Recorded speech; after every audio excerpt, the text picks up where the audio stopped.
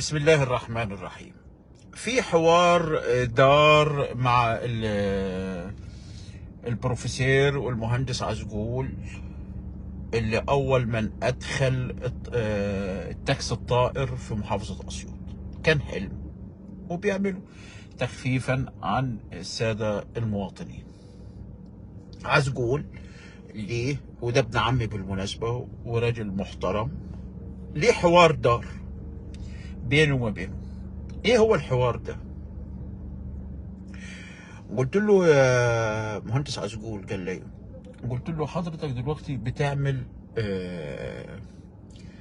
التاكسي الطائر للتنقل ما بين مراكز محافظة أسيوط. قال لي ايوه. قلت له طيب حضرتك ايه الهدف منه؟ قال له التخفيف عن المواطنين والتخفيف عن الناس ونقلة أسيوط نقلة كويسه وبتاع. قال لي بس احنا اخطانا في حاجه. ده هو المهندس عزقول نفسه بيقول له احنا اخطانا في حاجه. قلت له اتفضل حضرتك. قال لي احنا بدل ما كنا نعمل التاكس الطائر ونوفر مش عارف ايه ونعمل الترند الكبير ده هو بيحترف. قلت له اه. قال لي المفروض كنا رحنا عالجنا الموضوع من اساسه، يعني المفروض كنا احنا رحنا قعدنا مع محافظ اسيوط وعملنا حاجة محترمة دائمة، مش حل مؤقت لشيء معين. قلت له ممتاز.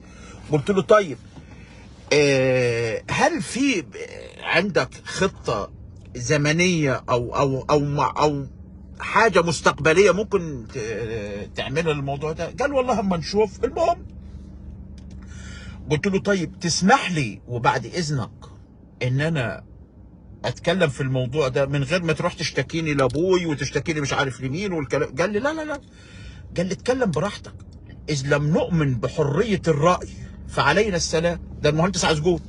قلت له ازاي؟ قال لي انا ابن الليبرالية المصرية، انا ابن الدولة المصرية العميقة، انا من تتلمذ على يد وكتب وقراءة مصطفى باشا النحاس ومكرم باشا عبيد وفؤاد باشا سراج الدين. انا ابن الليبراليه الوفديه المصريه. قلت له الموضوع ما يزعجكش؟ قال لي لا يزعجني ازاي؟ اهم حاجه مصلحه البلد، اهم حاجه مصلحه الشعب. قلت له طيب انت ناوي انك تترشح لعضويه مجلس النواب؟ قال لي يس. ايوه. قلت له طب مهندس عزقول، هل انت مثلا هتدور وتعمل قعدات وصلح ومش عارف؟ قال لي لا ازاي، انا مش هيبقى عندي وقت، لانني اعلم جيدا معنى كلمة نائب الامة، اعلم جيدا صناعة الدساتير ووضعت معنى نائب الامة. ما عنديش وقت اصلح، انا ما عنديش وقت اقعد اصلح وبتاع، عندي تشريعات، عندي انجازات دستوريه، عندي انجازات قانونيه. يا عزقول، في حد دلوقتي في مركز ديروت ممكن يفكر التفكير الليبرالي ويكون نائبا للامه على استحقاق دستوري قوي؟ قال لي انا. قلت له ممتاز يا ابن عمي، والله العظيم ثلاثه حد محترم. طب في حاجه لما نطلع مثلا يعني إن كان في حاجه ولا يفسد للود قضيه ان احنا نقول عليك ان انت اخطأت في الحاجه الفلانيه؟ قال لي لا ابدا. قلت له طب ما انت احسن تطلع تشتكينا تاني ونبقى قلنا عليك ونبقى تهجمنا قال لي لا لا لا لا لا، اذ لم نؤمن بحريه الراي فعلى عزقول السلام. كلام محترم، كلام مسؤول دستوريا واخلاقيا. قلت له طيب سعادتك لو قدر ليك ونجحت هتدور تلم الطلبات وتفرش لي للمساجد قال انا مالي ومال الكلام ده يا ابن عمي، انا مالي ومال الكلام ده كله.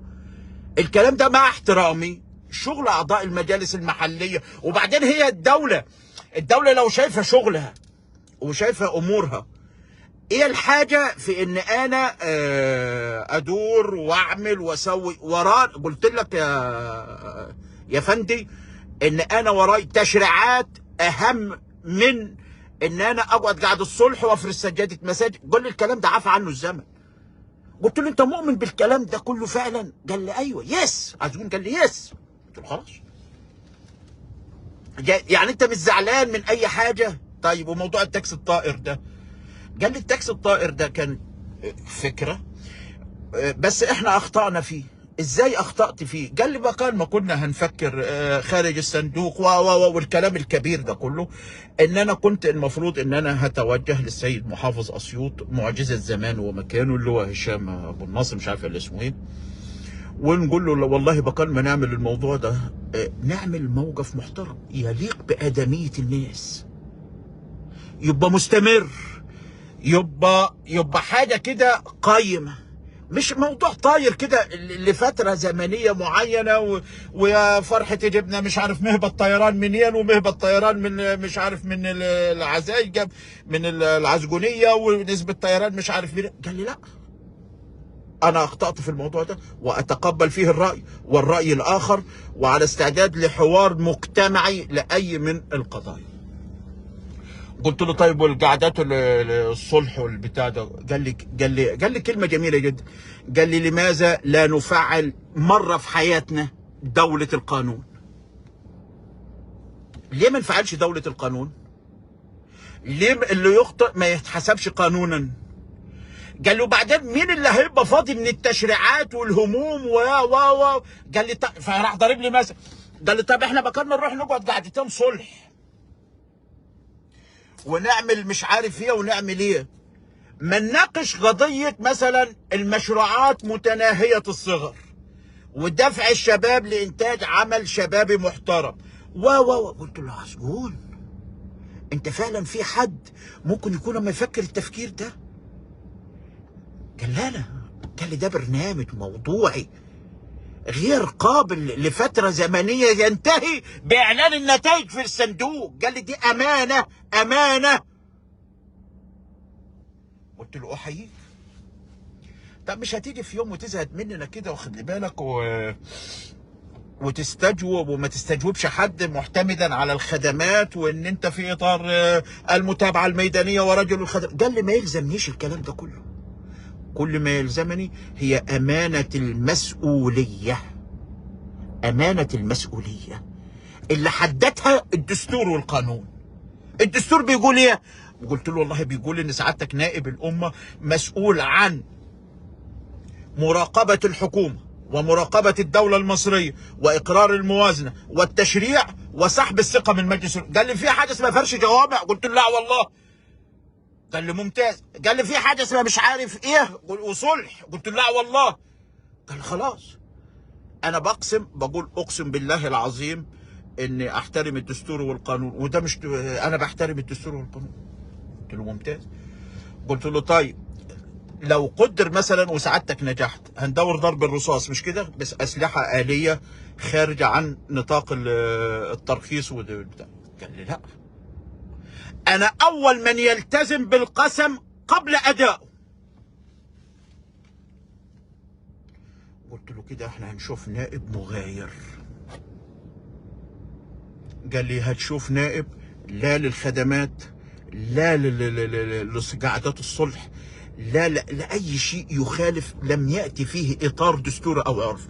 قلت له طيب يعني سعادتك دلوقتي مش هنروح نجيب عسكري مرور على كوبري الجراشية ننزل ان ده الانجاز اللي تم وما حصلش قبل كده؟ قال لي انت سمعت مرة عن نائب في الكونجرس الامريكي بمجلسيه الشيوخ والنواب عمل قعدة صلح في نيويورك؟ قلت له لا والله، البتعة دي مش موجودة غير عندنا وزيادة في اخواننا الضوارطة. قال لي طب سمعت مرة عن نائب في مجلس العموم البريطاني أقدم الديمقراطيات التشريعية في العالم عن لندن إن هو قاعد واخد لي بالك عمل التاكس الطارئ اللي أنا كنت هتهبل في مخي ده وأعمله؟ قلت له لا والله ما حصلتش غير عندنا إحنا هنا. قال لي طيب سمعت إن نائب في مجلس العموم في الحزب المسيحي أو الديمقراطي في ألمانيا راح فرش كنيستين في ألمانيا؟ قلت له لا والله ما سمعتش الكلام ده. قال لي لماذا لا نستلهم ثقافة جديدة لاختيار النواب؟ قلت له مهندس عزقول. قال لي، قلت له أنت مبهر، أنت مبهر. قال لي سيبها على الله، ونحن مصر الجديدة، مصر الحديثة التي تؤمن بليبرالية العمل الوطني، تؤمن بسيادة الدستور، تؤمن بالقانون، تؤمن ان احنا مش هنضحك على بعض. خلاص ده زمن عافى عنه. ان حد يكون ممسوك في المركز وانا هروح اجيبه. انا مالي انا اجيبه ما اجيبوش، ايه علاقتي بيه؟ قلت له انحني لك مهندس عزقول احتراما، بس اوعى تشتكيني لابوي بعد الفيديو، ارجوك يا مهندس عزقول احترم الراي والراي الاخر. قال اذ لم يحترم عزقول الراي والراي الاخر فتراب المقابر خير لعزقول. كل التحيه والاجلال والتقدير للمهندس عزقول على نبضه الوطني الخالص. شكرا، السلام عليكم.